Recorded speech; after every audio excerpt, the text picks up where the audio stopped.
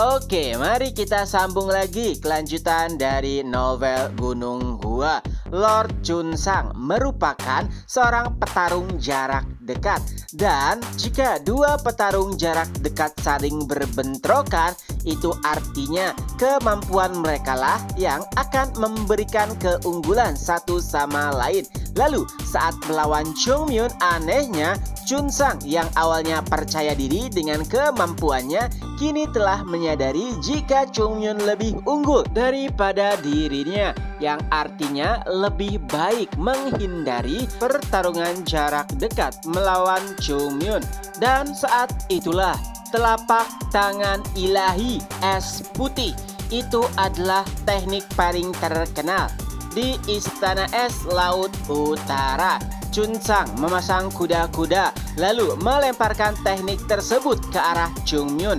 Setiap orang yang berada di dekat teknik tersebut langsung merasakan dingin yang sangat ekstrim dan bahkan bisa membekukan seseorang. Tapi anehnya, Chungmyun sama sekali tidak menghindar. Ia masih berdiri dengan santai. Dan setelahnya, teknik bunga plum penuh. Salah satu dari 24 gerakan teknik bunga plum. Itu adalah teknik pedang yang luar biasa. Bahkan Chunsang mengakui setiap kali Chungmyun menggunakan teknik pedangnya, ia agak kesulitan. Yang hasilnya, kedua serangan pun saling berbentrokan satu sama lain. Aura merah dari teknik bunga plum berhasil melelehkan es yang berusaha mendekatinya. Tapi sayangnya itu tidak bertahan lama karena ternyata teknik tangan ilahi tersebut tidak melemah walaupun terkena serangan teknik bunga plum. Alhasil Chungmyun sedikit dipukul mundur, lalu hidungnya bahkan mengeluarkan darah. Tapi Chungmyun sama sekali tidak bergeming. Bukannya menghindar, Chungmyun malah perlahan maju melawan teknik tersebut. Hingga pada akhirnya Chungmyun pun berhasil menebas Chunsang. Ia tepat terkena di bahu sampai dadanya. Tapi Chunsang juga tidak mau mundur begitu saja. Ia kembali mengerahkan sisa-sisa energi terakhirnya untuk menyerang Chungmyun. Dan alhasil Chungmyun kembali terpukul mundur dan bahkan pedangnya sampai terlempar. Kala itu Chunsang mengira jika kemenangan sudah berada di hadapannya, karena bagi seorang pendekar pedang, pedang merupakan nyawanya. Tapi sayangnya perasaan itulah yang membuat dirinya sedikit lengah.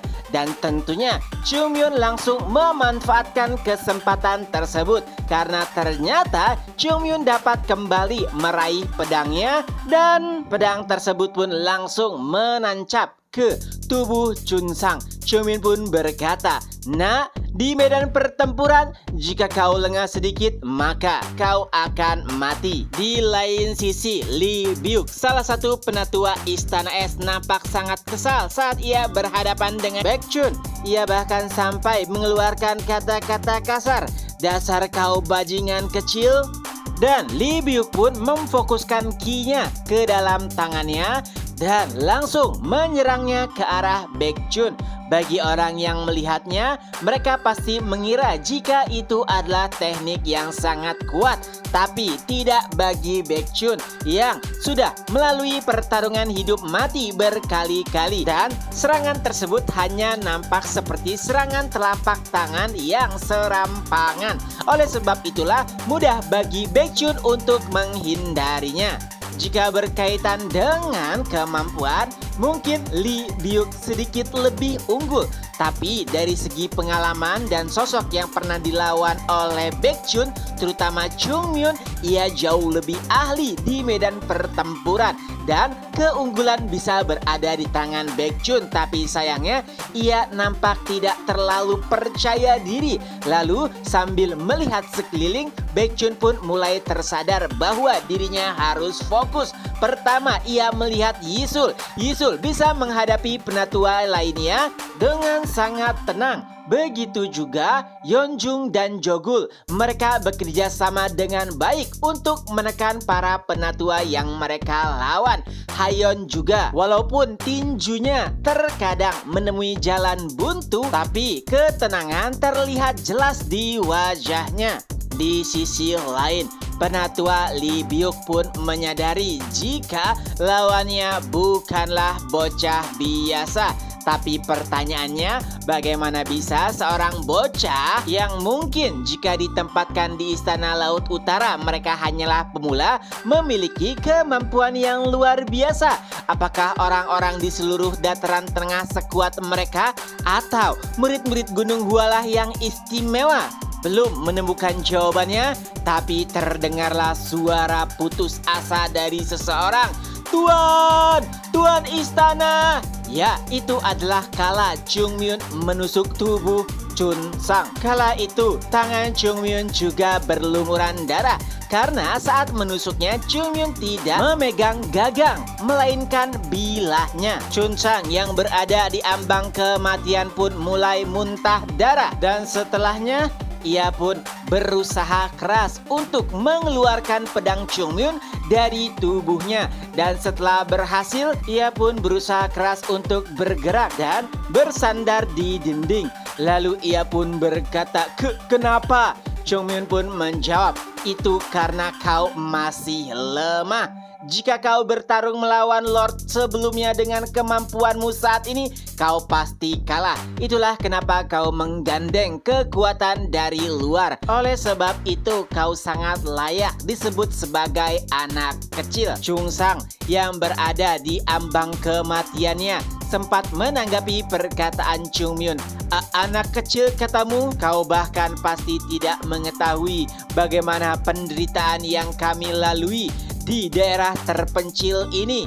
Tapi belum selesai Chun Sang menyelesaikan kata-katanya, Chung Myun pun mengeluarkan aura merah dan setelahnya, ya, kepala Chun Sang pun ditebas. Itu adalah akhir yang sangat menyedihkan bagi seseorang yang bergandengan tangan dengan kultus iblis. Lalu Chung Myun pun mengangkat kepala Chung Sang dan membawanya ke tengah-tengah pertarungan. Semua orang yang menyaksikan hal tersebut terdiam, tapi tidak dengan pendukung Lord. Mereka berteriak, Lord, tidak, Tuan Istana. Tentunya sangat sulit bagi mereka untuk mempercayai pimpinan tertinggi mereka dikalahkan. Tapi pemandangan itu juga membuat seluruh pertempuran terhenti. Seluruh mata kini berfokus kepada Chung Myun. Bahkan murid-murid Gunung Hua yang sering bersamanya merasa ngeri dengan Chung Myun yang sedang memegang kepala Lord Chun Sang. Lalu setelahnya Chung Myun pun menatap setiap orang, lalu mengangkat kepala tersebut dan ia pun berteriak, pertarungan telah selesai, Lord telah mati. Jadi, siapapun yang ingin melanjutkan pertempuran, maka aku akan melawannya sendiri. Tentu saja, tidak akan ada orang yang berani mengalahkan Chung Myun yang secara terang-terangan telah mengalahkan Lord. Apalagi mereka juga sudah tidak memiliki tujuan. Setelah Lord dikalahkan, maka satu-satunya orang yang bisa naik takhta adalah Sol Sobek, darah terakhir dari keluarga Sol. Dan setelahnya Chung Myun pun menatap ke arah Penatua Yo.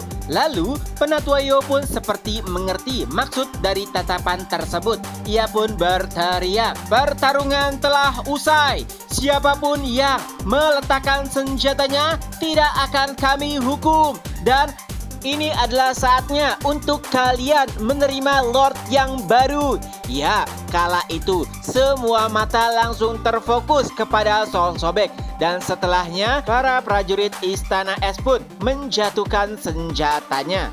Peperangan saudara untuk memperebutkan tahta pun berakhir. Walaupun itu adalah akhir yang sangat hambar. Chung Myun bahkan sampai berkata, tidak masalah karena lawan selanjutnya tidak sebodoh kali ini. Ya, kini matanya tertuju di salah satu tempat bagian di Istana Es. Tentu saja lawan selanjutnya yang harus ia hadapi adalah musuh bebuyutan lamanya, yaitu Kultus Iblis. Dan chapter pun berakhir. Nah, itulah kelanjutan dari novel Gunung Gua. Semoga terhibur. Ketemu lagi di next video. Bye-bye.